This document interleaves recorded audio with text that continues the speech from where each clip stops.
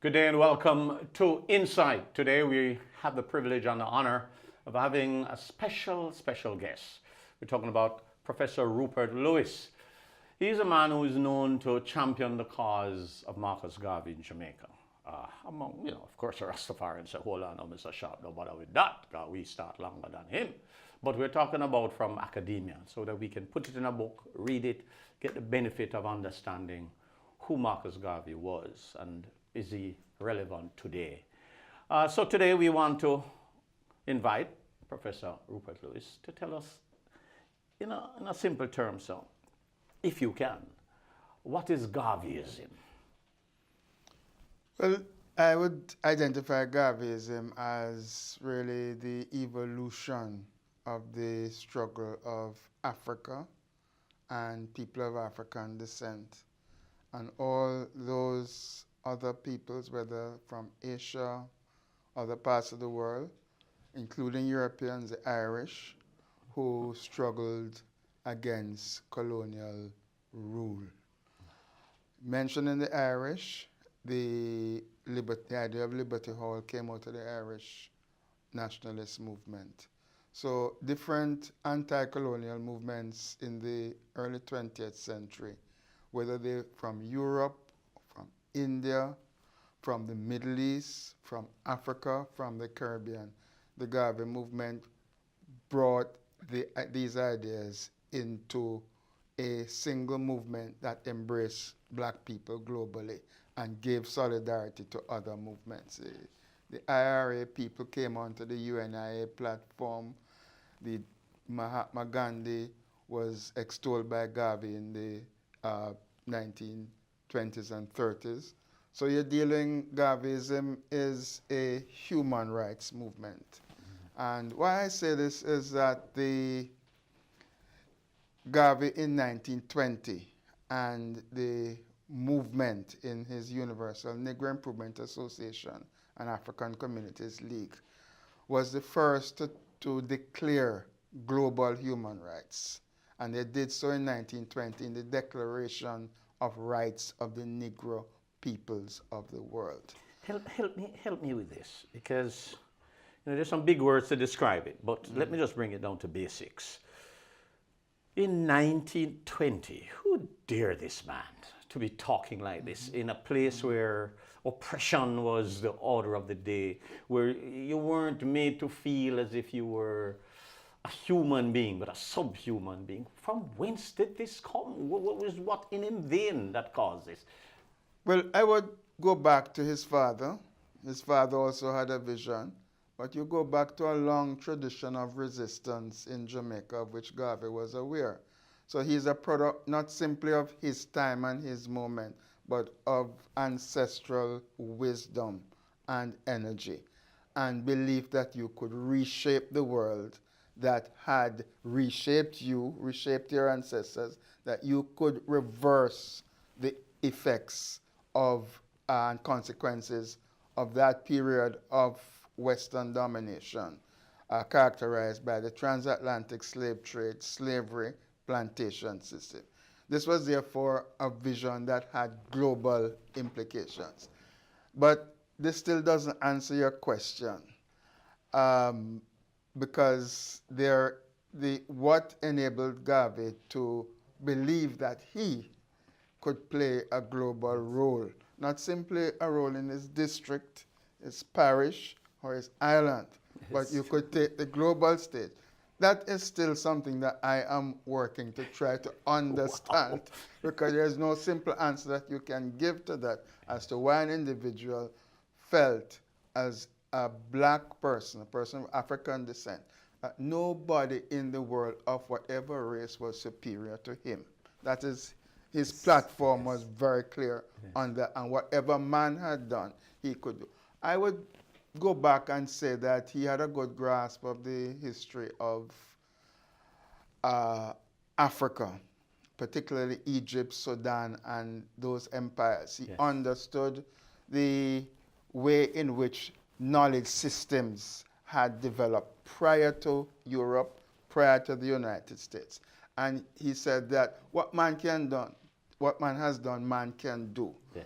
And hence, I think it is his broad global view of history and his assessment that the period from the 15th century to the 19th century was a moment in time that we could overcome. 4 centuries, long period, but in relation to human history overall. But a spot. But a spot in Yes. that. And you have to work now to try to re-strategize and develop the mechanisms organizationally, but more importantly, the mental strength to deal with what you faced. I'm fascinated by the fact that a scholar, one of the deepest scholars of Garvey I know, is that you said you're still working on that. Somebody outside would say, well, Mr. Shab, that's divine intervention. That's God himself that has given him that wisdom, whatever your God, your beliefs are. Fair enough. I have no problem with that as well, because Garvey was a spiritual person.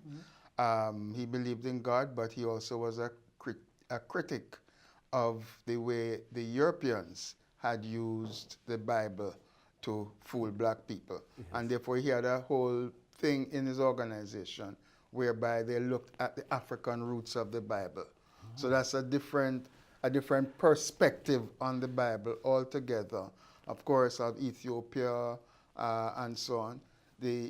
That his work, he deconstructed the missionary Christianity. Yes. For Garvey, missionary Christianity was a distortion. Yes. The King James Version was a distortion. Rastafari speak of that. So he understood Christianity in its original manifestation, yes, and therefore was able to reconstruct the values of Christianity on a foundation independent of Western white racism. So you would describe him as a Christian? Yeah, I would describe Garvey as a follower of Christ, but an advocate that the image through which we see God should be a black image. Don't you find that fascinating when you the oomph, it's got to be a sound, it can't be a word. He's a deep, Garvey is a deep philosopher, way ahead of his time, and also a person who encouraged and inculcated the people around him to perform at levels beyond which they themselves were not expecting that they could perform. Yes. And I had a little insight into that by virtue of living with Image Garvey, yes, in the last 4 or 5 years of her life. She was Garvey's second wife. Yes. She was a person who edited the Philosophy and Opinions. She was the person who campaigned for his release from federal prison, an activist in the 1920s, 1930s, and an activist up until the early 70s. One of her final acts was to refuse to take a pension for the widows of national heroes that Michael Manley offered widows of national heroes. She said, I don't need that pension. The people of Jamaica need to have that money in the budget. I can live independently. So this is a person who, yes, up to the 1970s, took a stand that was consistent throughout her entire life. And of course, she brought up Garvey's 2 sons, Marcus Garvey, yes, who was a brilliant physicist, and Julius Garvey, who is a surgeon, yes, thoracic, a cardiac surgeon. Yes. So it's through her I was able to get a better understanding of the women who played a role in the movement. Because when the movement was on its down, there were more women who were active than there were men in the 30s period. And her brilliance as an intellectual, as a thinker, as a writer, so impressed me. So that when we look at the Garvey movement, you must not only see him, but you have to see a wider range of people who were active. Fortunately, there are scholars now who have been doing work on a whole range of women in the movement who, yes, were actively involved in the journalism. Amy Jakes was very much involved in the Negro World newspaper, writing in it in the 1920s. And there was a women's movement within the Garvey movement. So one has to understand that he came to prominence on the basis of his capacity to mobilize people and put them into the organizational structure that was quite complex. It not only involved Liberty Halls, it involved a range of businesses. Yes. And certainly Garvey for me is original in the sense that in the period when many of countries in Caribbean and Africa gained independence, the focus was on the politics. Yes. Garvey always said, you have to have a business basis. Hear, hear. You have to have an economic foundation on which to base your movement. And I think this people are now coming around to an understanding of the significance of the linkage between the business, economic activity. To have a foundation. To have a foundation. For the life. Without that foundation, then you are dependent on others for your existence, sustenance, and so existence, indeed. And learning a lot. But have you ever heard us think, we need to have more Garveys in school? Can we talk about black people without infuriating white people? When we come back on Insight, we'll get into these matters and more.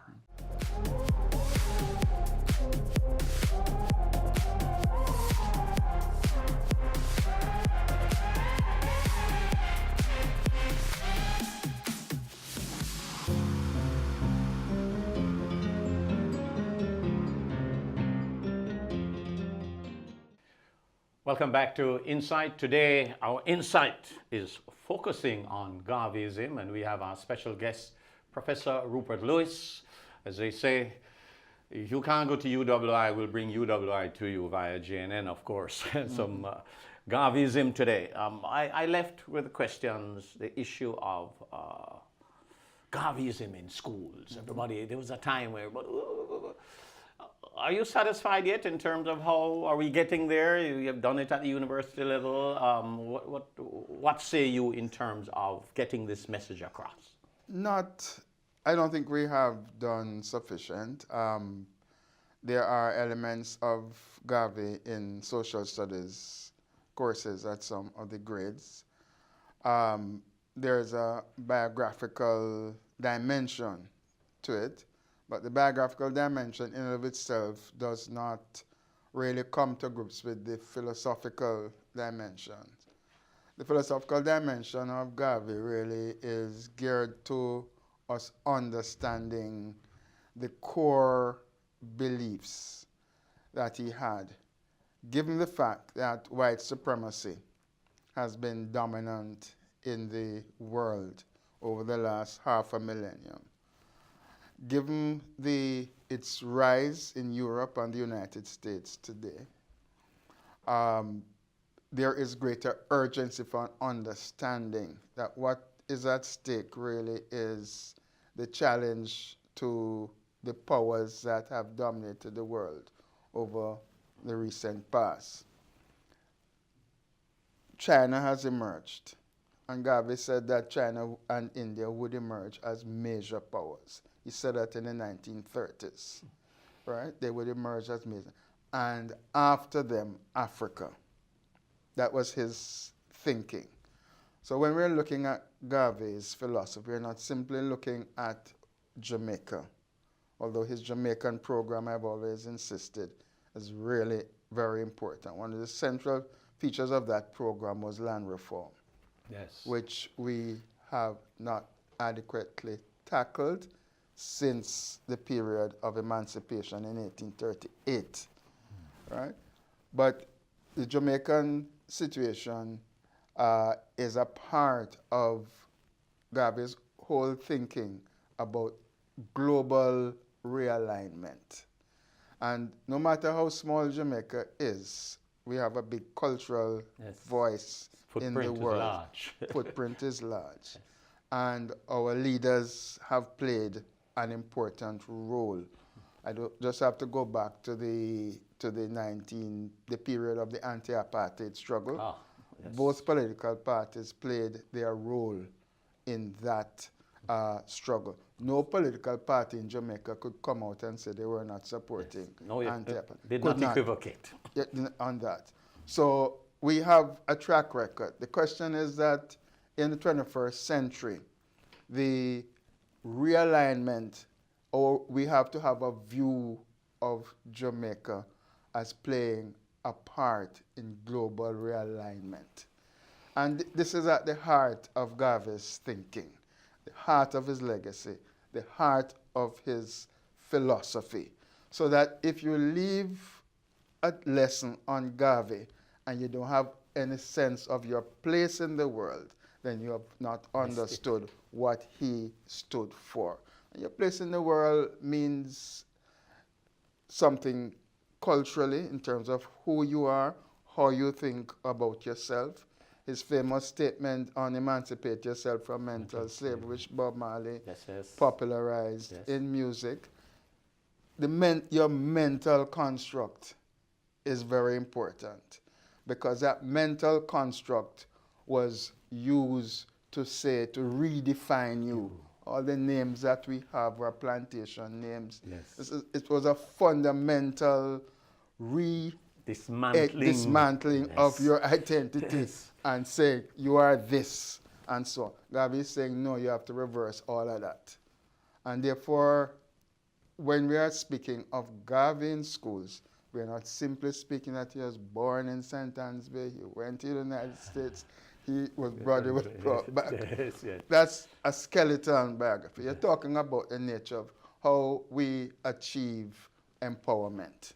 That's the heart of the Let me Garvey push you a message. little bit. What are some of his core philosophies that we should leave with our viewers today? Well, first of all, I would emphasize self. Self. You have to have an understanding of yourself as a person of African descent, as a person who must accept it. Accept your blackness Yes. as part Badge of what honor. Exactly. Yes. So self becomes an important part. But community also becomes another part of the philosophy of Garvey. Our capacity to cooperate, our respect for others, our belief in what we can achieve through cooperation. It's also centering Africa. The world is now looking at Africa, as the Chinese are showing in terms of investments and so on. And the position of black people in the Western Hemisphere, whether it is in Brazil, where we have our largest population, or in the United States, Caribbean, the linkages and connections with continental Africa are primary in Garvey's thinking. So you're seeing the world through the African lens. And you're seeing yourself within that framework. I would say the other thing is that you have to have a space, your economic space. Garvey was a capitalist, right? And the emergence of entrepreneurs on a larger scale than we can effect in Jamaica. Our position within global economic relations. Our vision as to what can be achieved in the economic sphere. In other words, we mustn't come as mendicants. Exactly. So it's building those structures.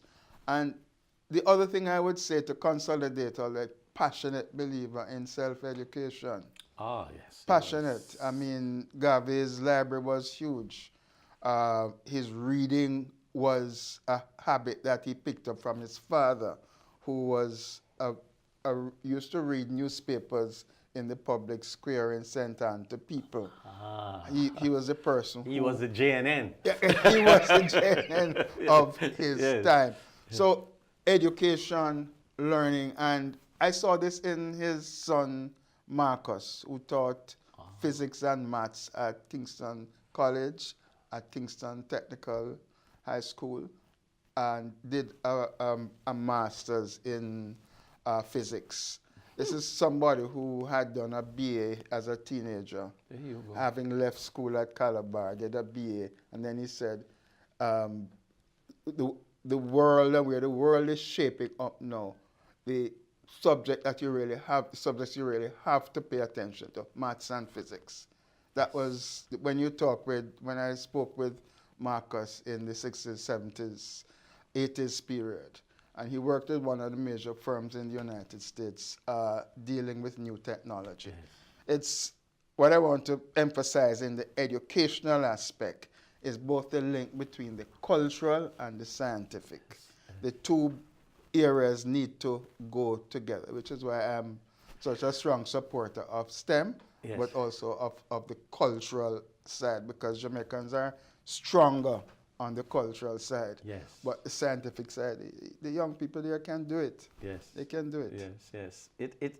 If you go there, then you find a self-actualization coming through. Exactly. It builds on exactly. So it's interesting, and it strengthens each other. It strengthens. Yes. So that, for me, you know, Garvey, born 1887, died 1940. When you read a lot of what he had to say, the mind is a very modern mind, very scientific in its thinking, and it anchors itself on both a sense of spirituality, but also with an appreciation of science and technology and how that functions to propel individuals and places forward. How challenging it is for you to discuss the issue of Garveyism without riling up people so you're coming with your racist self? Well, that used to be stronger in days gone by. I think with the rise of global white supremacy, people are beginning to understand Garvey's message, particularly when he talks about the self-determination of people of African descent and not giving in to the racism which permeates much of the world today. So I hear less of people saying that Garvey is reverse racism and more people understanding the substance of his profound humanism. Because as I mentioned, the linkage that his movement had, some people may not be aware that he had a big influence on Ho Chi Minh, Yes. who worked in the United States, attended UNIA meetings, and was influenced basically by the notion of self-determination. Yes. The black internationalism that Garvey advocated, with trying to break out of, as Vietnam was in that time, under French colonialism. Yes. So there is a profound humanism in Garvey, but he has to focus on lifting up his people, people of African descent and Africans. It must have been challenging for him at the time that he was there. Very challenging, and very challenging especially in the land of his birth. Oh. Because Jamaica was particularly brutal to him. Because this is a society in which, because of the colonialism, sections of the educated black class, those who were inculcated with British colonial values, felt that this man was coming with ideas that were not in keeping with where they wanted to go. We'll come back with that when we return on Insight.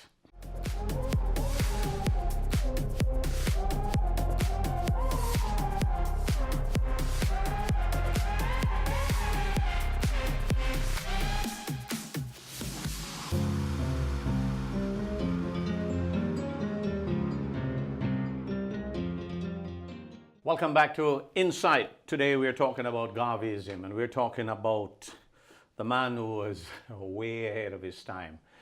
And we're getting this conversation through Professor Rupert Lewis.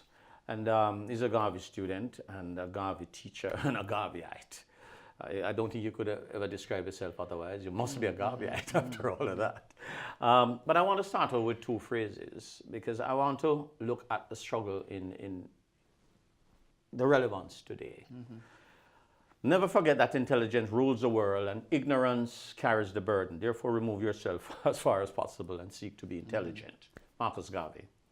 Black skin is not a badge of shame, but rather a glorious symbol of national greatness. The struggles to address mental slavery is manifestly clear. Am I correct to think how people are deforming themselves with bleaching, reaching out and coming against the strong advertisement of the Western world and what you should look like and what your God should look like, that it makes Garveyism more relevant, but yet hard to get through and perhaps a little even more disappointing? Well, the late Donna McFarlane, who directed and curated Liberty Hall, did a multimedia display, not only on Garvey, but on the issue of self-identity. And she interviewed a range of young women about their conception of themselves, going in different social classes in Jamaica, middle class, upper class, working class people, downtown people.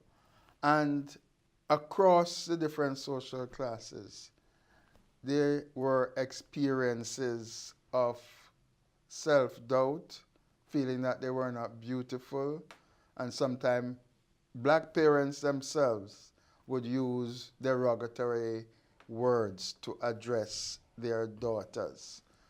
The feeling of inferiority, which leads to the color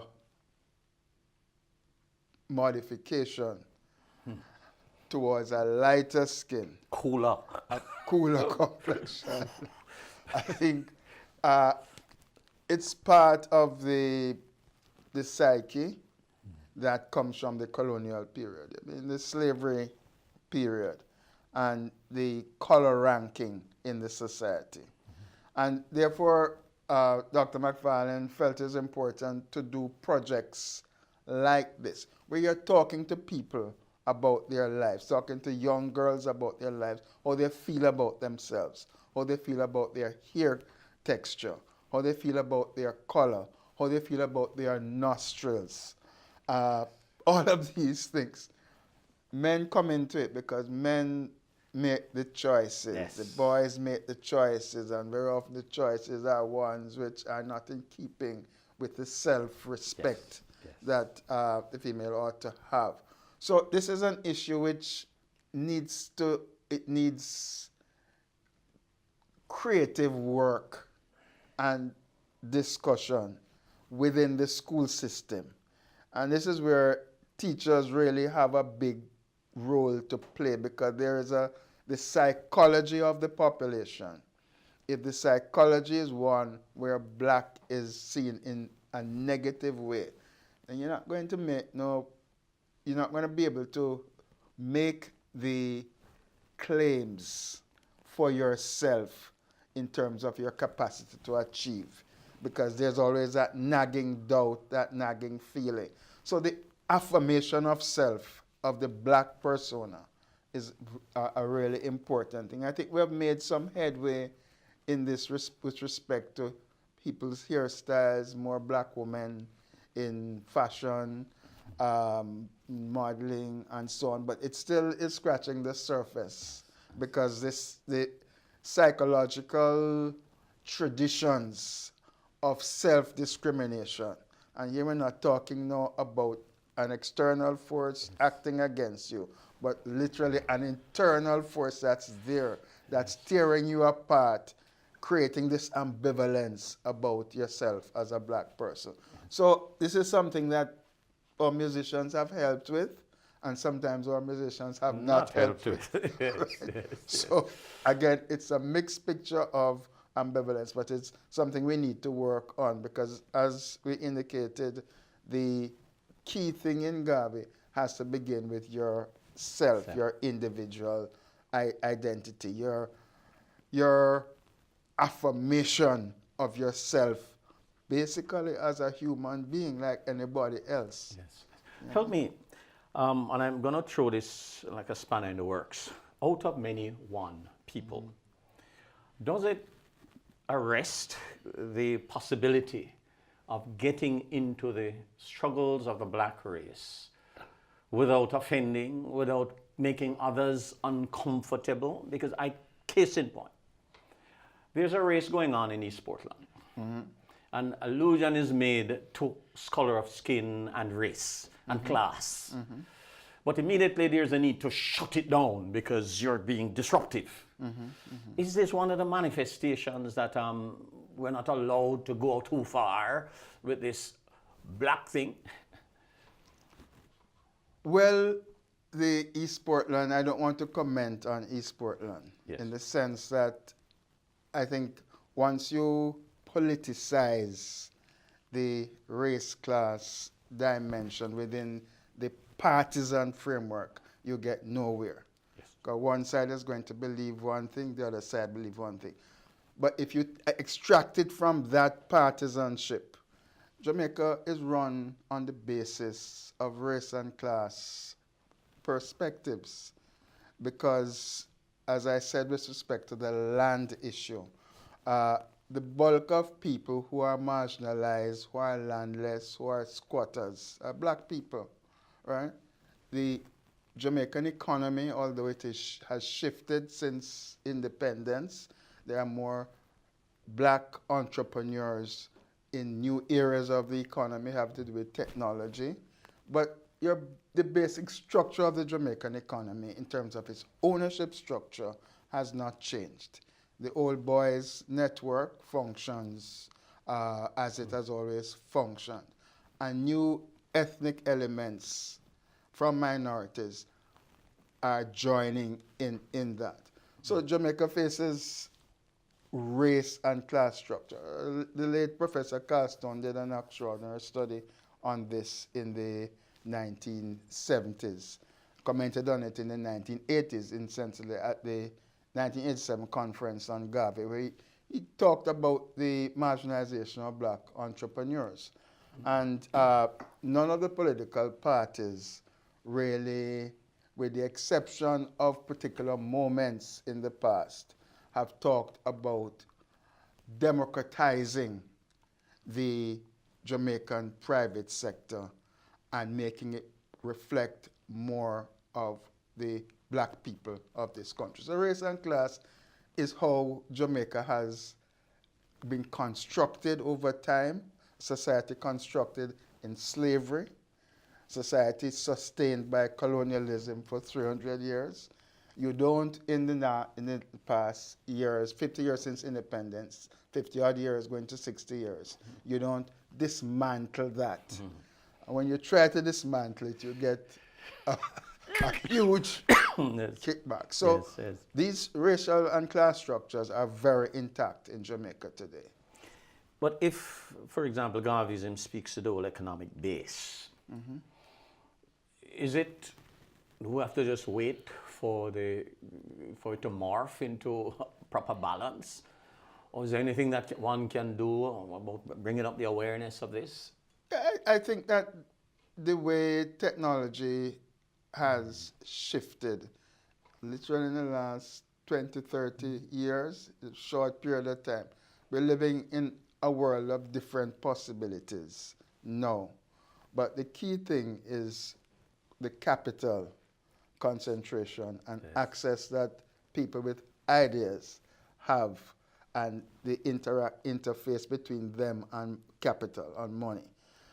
But I think there is people in the Jamaican diaspora see more keenly than Jamaicans at home the possibilities within the island itself.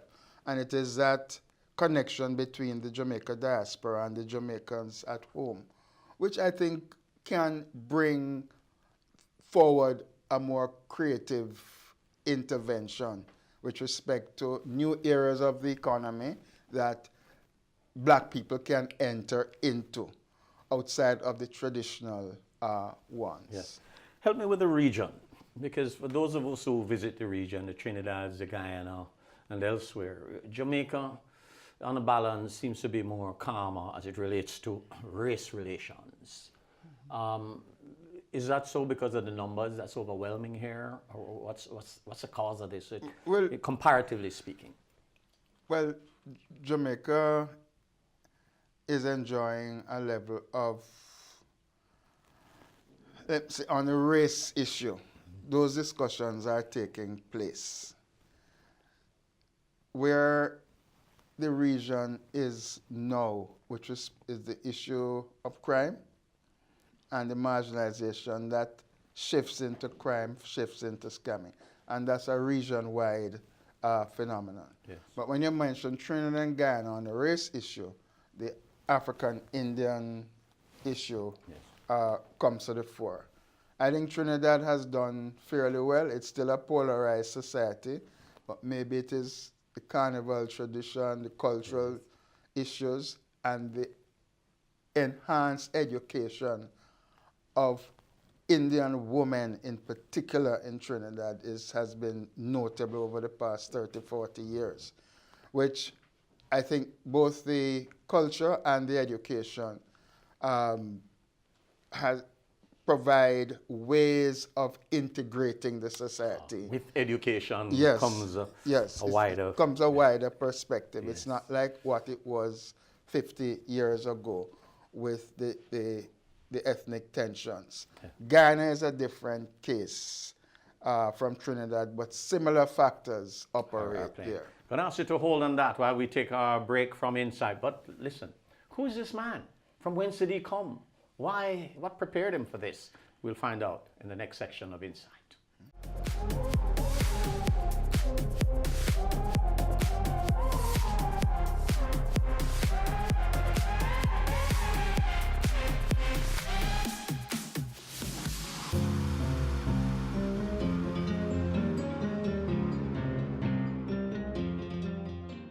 Welcome back to Insight, talking to Professor Rupert Lewis. And here's the most embarrassing question I'm going to ask him. What's your middle name, sir? Charles. Okay, there you go. Charles Lewis, Rupert Charles Lewis. You're very anglicized there, aren't you? You never took the chance of changing your name as self came true. I never ever considered it. I suppose it has to do with feeling that I was sufficiently aware and happy with myself to retain the name my parents gave me. Okay. Speaking of parents, I mean, we're digging into your own biography now. You've gone off and write other people's, but here we are. From whence did you come, sir? Which parish you were born in?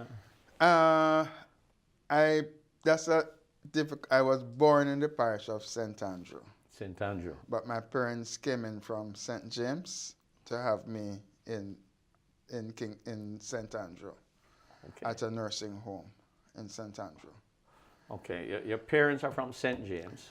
No, but yes. my father was a Baptist person, so a Baptist person moves from different parishes. He was in St. James at the time, in charge of the Baptist churches there, and there's P.J. Patterson was a boy in my father's church. Oh, yes. In the way back. Way back when. Way back yes, when. Yes. So I had my first 5 years in St. James. And then I shifted he was placed in Port Antonio. Port Antonio. And he built the Baptist church that is there in Port Antonio. Now the Baptist church in Drapers. What's your father's name? Reverend Fergus Lewis. Fergus Lewis. Another church he tried to build a church in Millbank, but before that he built a church in Fellowship. An interesting thing about the building of the church is that this was not simply giving a contractor the work to do. The congregation itself contributed, working in the evenings to build the church. Talk about real sweat equity. Exactly. So that is something that doesn't quite happen again. Yes. But in Jamaica of the 1950s, there were these forms of collective labor that on which churches, a lot of churches were built. So I was in Port Antonio up until age 10, Okay. going to the primary school, Bombrook, going through Norwich, Yes. walking from Port Antonio to Norwich Yes. every day and back, Yes. and then going Without a murmur. without a murmur, and then going to Titchfield when I was 10 10. for first form, and then from Titchfield I went to Calabar, Like a good Baptist should. like a good Baptist church. Yes, yes. But help me with this Baptist tradition, because having attended that same school, you get the sense that the Baptist tradition and their anti-slavery move was critical. Were you aware of that going to school? I mean, through your father? Yeah, absolutely. I was aware of that. We were in Falmouth, and We were the school, the church there in yes, Falmouth. William Knibb. William Knibb. Yes. And the house in which we lived, Mance, which is now a National Heritage Site, was where had been built in the early 19th century. And in the stairwell were the papers from the William Knibb period. Right? In addition, William Knibb's granddaughter, a woman called Inez Knibb Sibley, used to visit us. She had written a history of the Baptists and wrote on William Knibb. So that tradition was a part of how I grew up, that the fight against slavery had been integral to the Baptists, but also that the peasantry out of which we came, Yes. we were the children of peasants. Yes. Right? My father's parents would have been small landowners. He came out of St. Elizabeth. Yes. Right? And it was creating out of this peasantry a group or a class of people who would be able to transform the island. That was the vision that I grew up with. Yes, yes. And that we had to take responsibility for the spaces that we were living in and so on. You carry a calm demeanor. Weren't you angry? Were there times when you study your books? You don't want to fight. No, you see, as one ages, I have been angry.